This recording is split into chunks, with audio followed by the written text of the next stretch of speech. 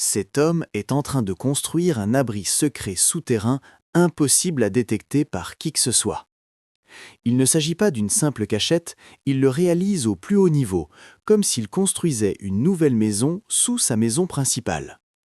Au début, notre homme a remarqué la grande surface autour de sa maison et a pensé en tirer profit. Mais ensuite, une autre idée lui est venue.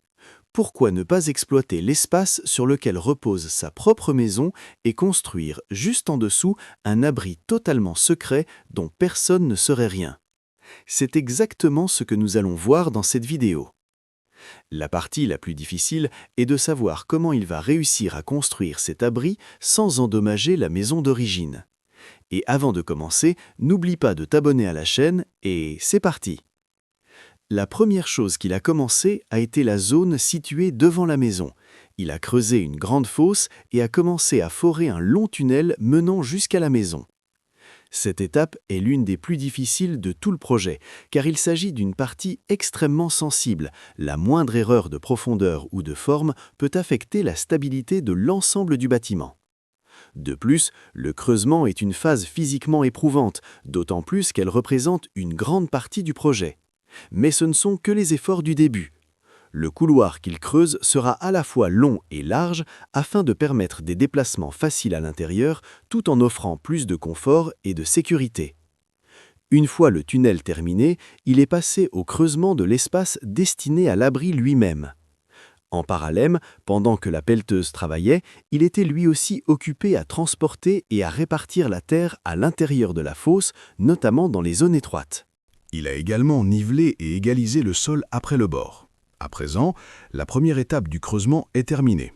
Et, au sens figuré, tout ce qui a précédé n'était qu'une mise en bouche, car ce qui arrive maintenant constitue la véritable phase critique. Surtout que la moindre erreur à l'étape suivante pourrait entraîner l'effondrement de toute la maison.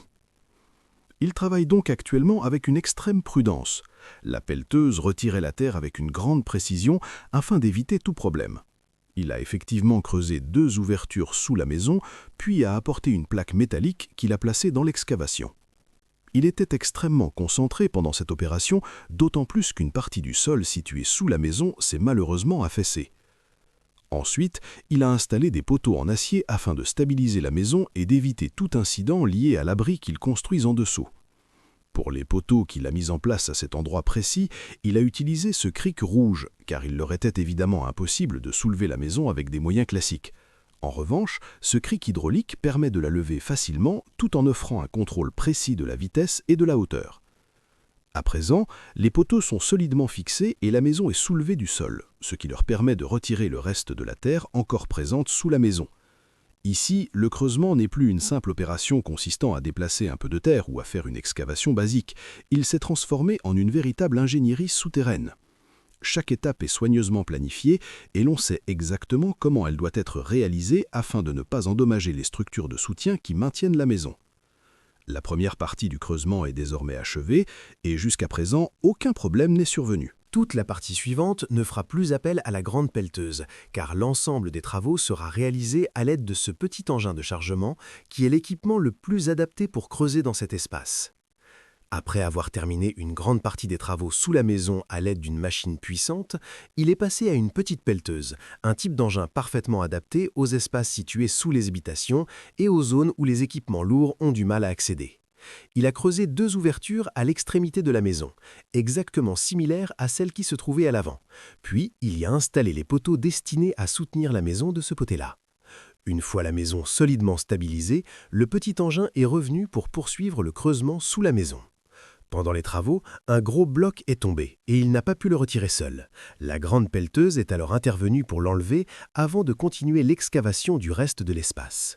À présent, l'opération de creusement est terminée et nous entrons dans une nouvelle phase, la définition précise des dimensions de l'abri qu'il va construire.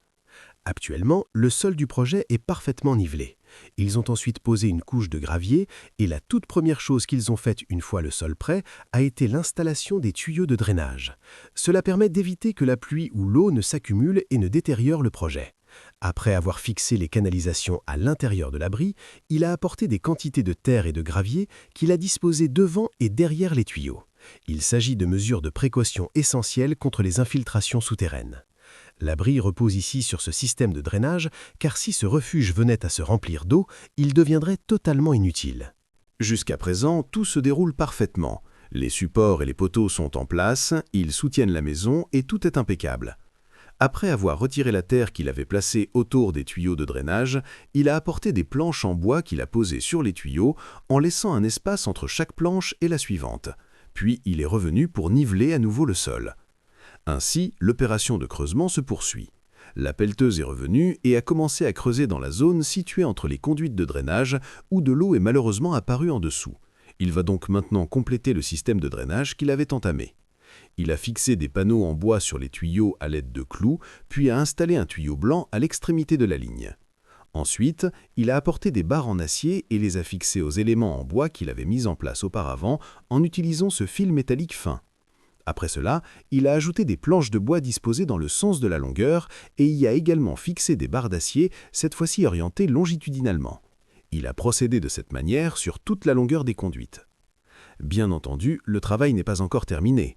La bétonnière est arrivée pour couler le béton sur l'ensemble de cette structure. Ils ont utilisé le petit chargeur pour transporter le béton, car la bétonnière ne peut pas atteindre tous les emplacements. Dès que le béton était coulé, ils le mettaient immédiatement à niveau avant qu'il ne commence à durcir, une étape extrêmement importante. Au-dessus de cette base en béton, ils vont installer des panneaux d'isolation spécifiques différents des panneaux d'isolation classiques. Il s'agit de coffrages spéciaux appelés coffrages isolants en béton. Ces coffrages assurent une isolation thermique à la fois depuis l'intérieur et depuis le reste de la maison. Ainsi, cet abri ne sera pas une construction ordinaire. Ce sera une véritable maison souterraine, caractérisée par une grande solidité et une excellente efficacité énergétique. Les barres d'acier constitueront l'ossature des poteaux porteurs, lesquels seront ensuite intégrés au mur une fois le béton coulé. Après avoir achevé la première rangée de coffrages isolants, il a poursuivi avec le deuxième niveau. Il a apporté d'autres barres d'acier et a commencé à les insérer dans les coffrages isolants avant de compléter au-dessus le reste des éléments de coffrage. Il a continué ainsi jusqu'à ce que l'ensemble des murs soit entièrement terminé.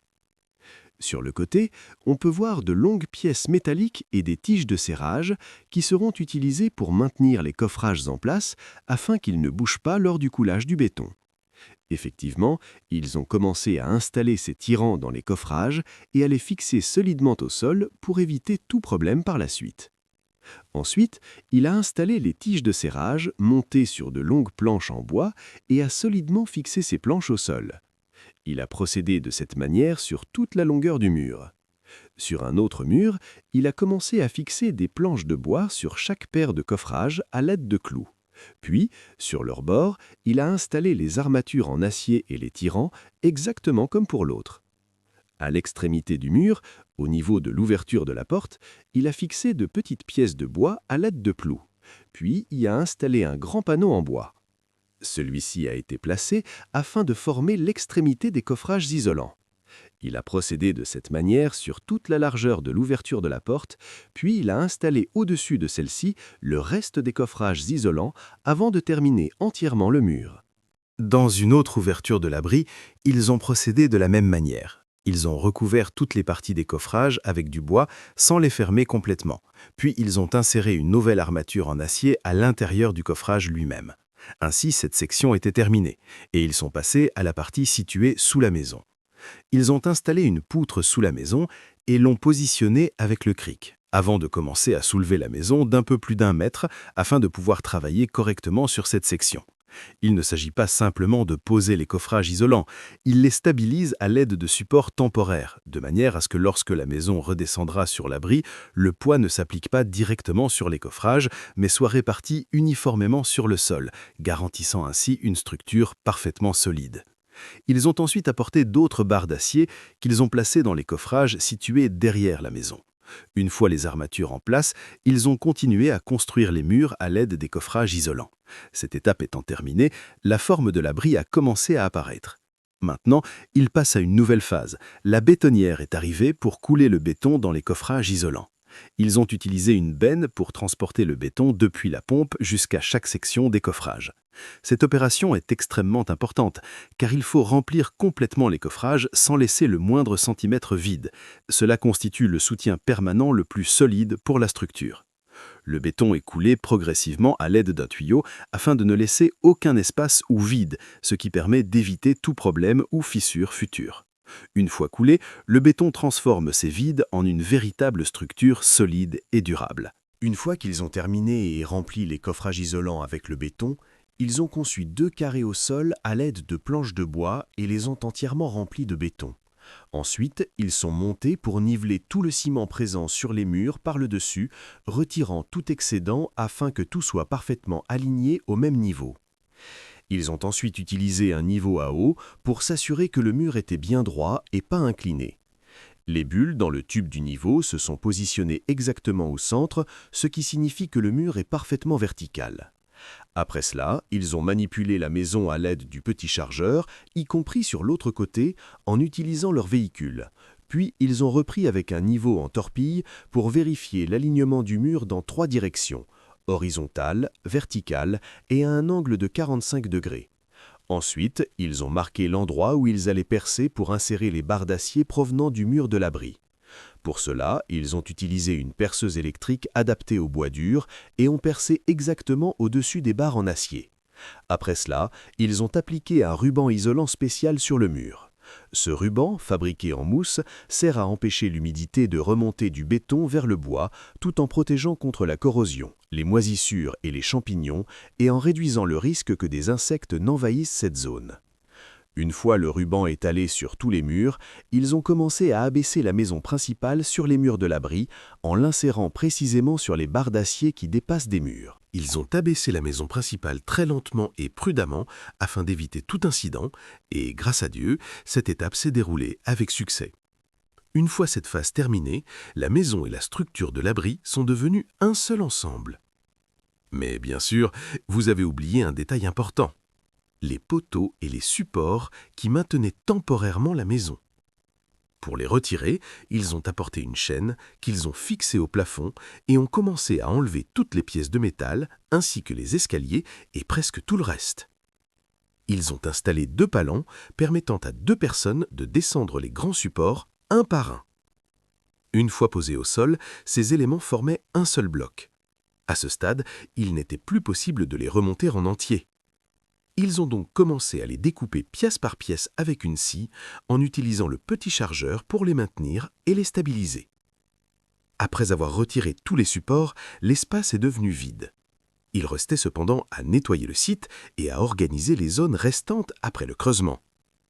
La première chose qu'ils ont faite a été d'enlever toutes les structures en bois qui servaient auparavant à soutenir les murs. Après avoir retiré une partie de ces supports, le mur a commencé à apparaître complètement depuis le dessous et ils ont poursuivi leur travail. Il y avait de très grandes planches de bois qu'ils ont soulevées à l'aide d'un palan, puis ils ont procédé de la même manière pour tous les autres supports en bois présents autour de la zone. Les panneaux de bois qui étaient fixés sur les murs ont été démontés en retirant les clous, puis en les enlevant complètement. Sur un côté du chantier, il y avait au sol une planche de bois recouverte d'une grande quantité de terre. Ils l'ont soigneusement nettoyée, ont rempli toute la zone de gravier, puis ont nettoyé à nouveau l'endroit avant d'appliquer un matériau isolant sur les côtés à l'aide d'un pistolet à silicone. Sur un autre côté, de nombreux débris étaient tombés. Ils les ont tous retirés, ont nettoyé la zone et ont coulé du gravier. Ensuite, ils ont essuyé la surface et appliqué le matériau isolant. Certaines fissures dans les coffrages ont été soigneusement refermées. Ils ont ensuite appliqué de la peinture sur les arêtes des murs, à la fois en dessous et sur les côtés, puis sont collés par-dessus un ruban isolant pour empêcher l'eau de s'infiltrer et protéger les fondations, maintenant ainsi l'espace sec et sain. Ils ont continué à peindre tous les murs de la zone extérieure, et bien sûr, ils n'ont pas laissé les surfaces sans protection. Un ruban isolant a été collé sur toutes les faces. Ensuite, ils ont posé une bâche noire imperméable contre l'humidité sur les murs et une partie sur le sol. Sur cette bâche, ils ont ajouté une nouvelle couche de gravier, puis ont placé un long tuyau, complété par un second tuyau. Ils ont encore recouvert ces tuyaux de gravier, puis posé par-dessus une seconde bâche noire. Le processus d'isolation de l'abri n'était pas encore terminé. Sur cette deuxième bâche noire, ils ont ajouté du gravier et ont fixé sur le sol et les murs des panneaux isolants en mousse rigide afin de créer une couche continue d'isolation sur les murs. Cette méthode permet de réduire la consommation de climatisation et de chauffage tout en protégeant contre les intempéries et l'humidité, offrant ainsi des avantages à long terme pour les deux aspects. Dans l'espace vide, ils ont placé une planche, coulé du béton, puis ajouté du gravier devant et recouvert le tout de terre, remplissant complètement tous les espaces jusqu'au sommet. Certaines zones n'étaient pas encore isolées, ils ont donc procédé de la même manière qu'auparavant pour terminer ces sections. Ils continuent à remplir tous les espaces autour de la maison en plaçant le gravier le long des murs et la terre à côté. Le gravier laisse des vides qui permettent à l'eau de s'éloigner de la maison sans l'absorber. Une fois tous les vides comblés, ils ont nivelé l'ensemble du sol, rendant la zone extérieure prête. À présent, ils vont commencer l'isolation à l'intérieur de l'abri. La première étape a été de répartir la terre sur toute la surface en la répartissant dans chaque recoin. Ils ont retiré des planches de bois qui étaient enterrées dans le sol, puis ont utilisé une machine de compactage pour tasser la couche de gravier, préparant ainsi le sol pour l'étape suivante. Ils ont ensuite ajouté une nouvelle couche de gravier qu'ils ont uniformément répartie sur le sol. Ils ont installé des niveaux pour vérifier l'alignement et les ont recouverts d'une couche de terre. Puis ils ont continué le tracé des conduites en posant une couche de gravier, réinstallé les tuyaux et les ont enterrés dans la terre avant d'ajouter par-dessus une couche de gravier similaire au reste du sol. Ainsi, toute la surface du sol est désormais recouverte de cette couche. La prochaine étape consistera à installer quelques poteaux et supports à l'intérieur de l'abri. Ils ont pris 3 vis et les ont fixés sur le mur par le haut afin d'y stabiliser les éléments qui seront installés ensuite. Une fois les vis en place, ils ont mélangé un peu de ciment et les ont scellés. Ensuite, au milieu du sol, ils ont fixé un poteau rouge à l'aide de vis.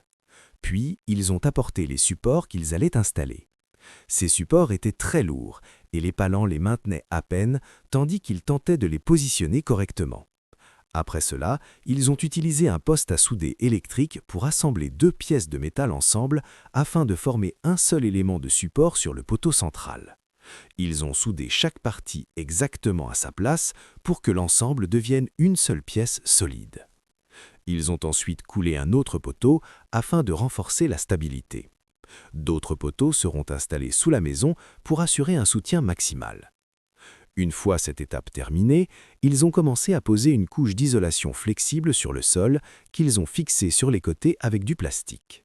Ils ont ouvert la bâche au niveau des poteaux et l'ont insérée autour d'eux pour que l'isolation soit parfaitement ajustée, en la fixant également au centre pour qu'elle reste bien en place. Lorsque toute la surface du sol est couverte par cette couche isolante, ils vont installer le système de chauffage par le sol à eau. La première étape consiste à poser le support orange avec des saillies appelées système de fixation pour les tuyaux de chauffage. Ils ont terminé cette première partie, puis ont commencé à installer les tuyaux rouges entre les saillies du support. Ces tuyaux sont très résistants et formeront le circuit principal du chauffage au sol. Ce système a été conçu spécialement pour permettre la circulation de l'eau chaude provenant de la chaudière ou du chauffage central. Pour fixer ces tuyaux, ils ont posé par-dessus un treillis métallique. Une fois l'installation des tuyaux terminée, ils ont commencé à travailler sur le plancher du plafond réalisé en bois. Avant de poser les panneaux de bois sur le béton, ils ont d'abord installé une bande d'étanchéité contre l'humidité, fixée aux barres en acier qui dépassent du béton. Ensuite, ils ont placé les panneaux de bois et les ont vissés. Ils ont procédé de la même manière sur les 4 murs et ont installé des panneaux sur la poutre métallique centrale du plafond. Ils ont ajouté des panneaux sur les murs eux-mêmes, sur les côtés, pour créer des encadrements intérieurs, qu'ils ont ensuite divisés en 2 et ajustés parfaitement sur la partie avant de la maison. Pour le plafond, ils ont posé les panneaux selon une méthode spécifique, en laissant un espace régulier entre chaque panneau afin de répartir uniformément la charge. Ils ont découpé les panneaux en inversant le sens et en laissant également un espace, puis ont installé les grands panneaux qui couvriront entièrement le plafond. Là où une partie restait vide près de l'abri, ils ont ajouté de la terre et du gravier comme pour le reste du sol, avant de poursuivre le recouvrement du plafond. Enfin, la dernière étape du projet a été le coulage du sol en béton. Ils ont coulé le béton et l'ont nivelé pour obtenir une surface parfaitement plane et lisse. Une machine spéciale a été utilisée pour retirer tout excédent. Une fois le béton sec, ils ont finalisé le nettoyage, balayé et lavé la surface. Le terrain est passé d'un simple sol vide sous la maison à un abri souterrain impressionnant, construit avec les équipements les plus modernes et l'effort coordonné d'une équipe entière, dont l'objectif était de le réaliser au plus haut niveau. Alors, qu'en penses-tu de cet abri ? Même si beaucoup de gens commentent et que la vidéo est maintenant publique sur YouTube, l'emplacement exact reste totalement inconnu. Ainsi, ils ont partagé le contenu pour que l'on puisse admirer le projet sans jamais révéler le secret de l'endroit. J'aimerais savoir, est-ce que ce bunker t'a impressionné ou pas ? Merci d'avoir regardé et à bientôt.